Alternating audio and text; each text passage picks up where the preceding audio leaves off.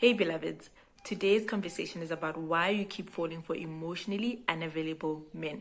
Alright, so a lot of people go into relationships or find themselves repeatedly going into relationships whereby they're not treated like a priority, the person is not consistent, the person is not there for them emotionally, sometimes even physically, but they still stay in the relationship or they still go for the same type, right? So I'm Yvette Ratshikhopha, author, life coach, and entrepreneur, and this video is really just about helping you understand the root of that, right? Because once you understand the root, you can start to change it. Okay, so there are two main questions that you need to ask yourself if you're trying to create different types of relationships, or if you've been creating or attracting partners into your life who treat you, who are not there for you emotionally, right? Or who are just not present for you, or who are not showing up for you in the way that you want. Okay, so the question is that where did I learn this or see this, right? So where did you first learn that it's okay to be in a relationship with somebody who's not emotionally present for you? So that means you have to look at maybe your parents' relationship, right? You may have maybe had a dad, or maybe the relationship that your parents had was one where the one was doing whatever they want and the other one was just there staying, right? So a lot of times, in most cases, this means that the dad was there in the picture, right? And they had a relationship, but the first example that you had of a relationship was one whereby your dad or your mom would do whatever they weren't emotionally present. So that means you, in your mind, unconsciously normalize that, and you keep repeating the pattern because that's what's normal to you, right? And the other reason is maybe you grew up with your dad in the same household, right? But they were not present for you, right? So there's two things to this, right? So where did you learn this, right? Maybe you grew up with your dad in the same household, but they weren't present to you. So just because you lived with your dad in the same household doesn't mean that they were present emotionally for you. Doesn't mean that they were consistent or available to you, right? And you may find that you're mimicking the same pattern because that's the only way you know how to relate with your male in your life, right? So that's another part of it, right? So these are for people who grew up with their dads in their lives. So the question is, when did I first experience this? Right? So when did you first experience that it's okay, that it's okay to stay in a relationship with somebody who's not consistent with you?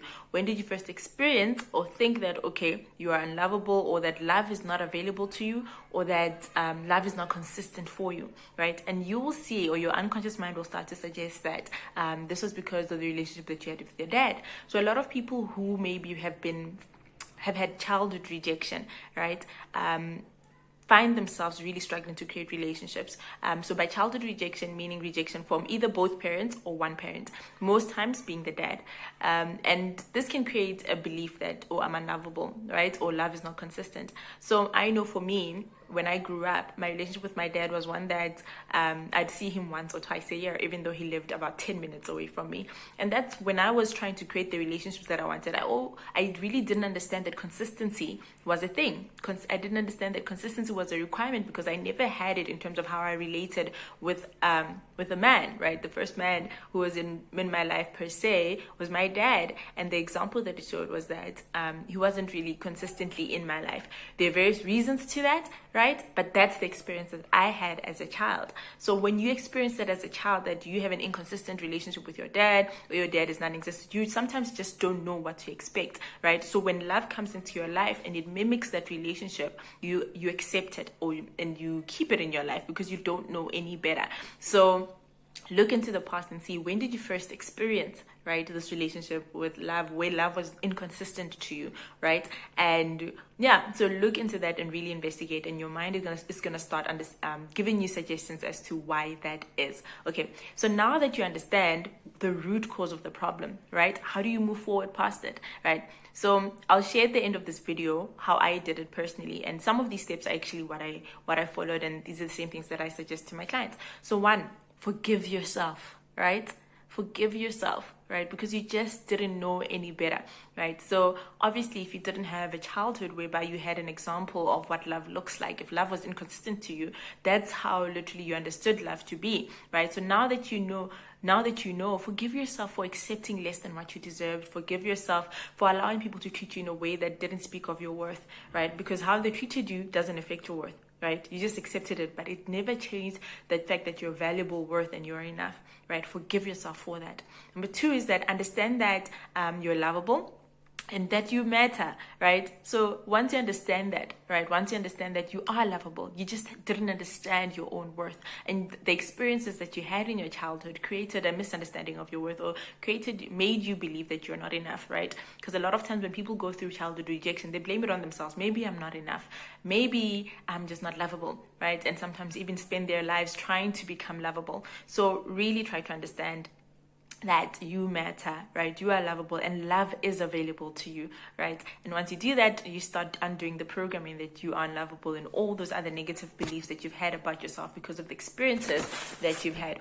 All right, the last thing is that do things differently. And this is the main thing that I did in my journey. As you guys know, that I'm a coach, so I help others. But one thing that I did is help myself, right? It's an ongoing, continuous journey. But how I got to be in a relationship that I'm in now with someone who's loving, patient.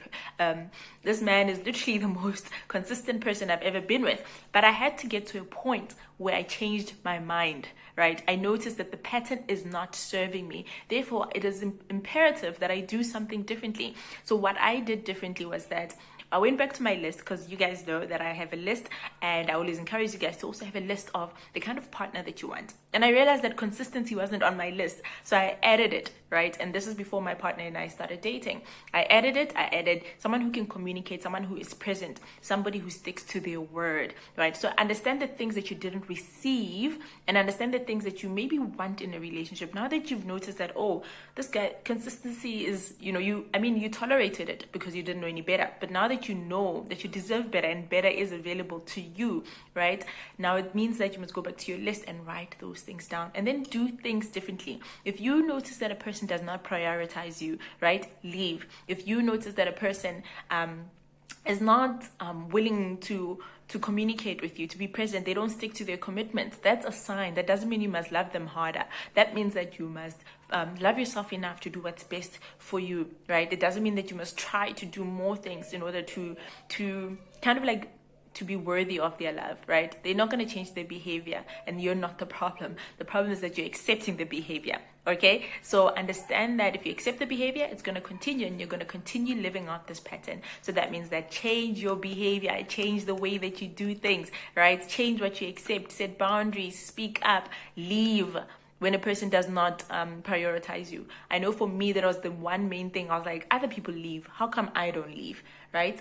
And when I realized that it's because I just didn't know any better, when I realized that this is not serving me, this doesn't speak into the abundance that I've been promised, that's when I was able to make the decisions that speak of self-love, because I really would stay in a relationship whereby a person was not prioritizing me. And I mean, yeah, so I hope this video was really, really helpful for you in your journey. Remember to go back and jot that list down, right? Every single thing that you want your partner to have. And if a person comes into your life and does not match what you wrote, right, then do what is best for you. Okay, I'm Yvette Ratshikhopha. Thank you for watching this video. Remember to subscribe to my YouTube channel, follow me on Twitter and Instagram. And until next time, stay in your light and trust the process.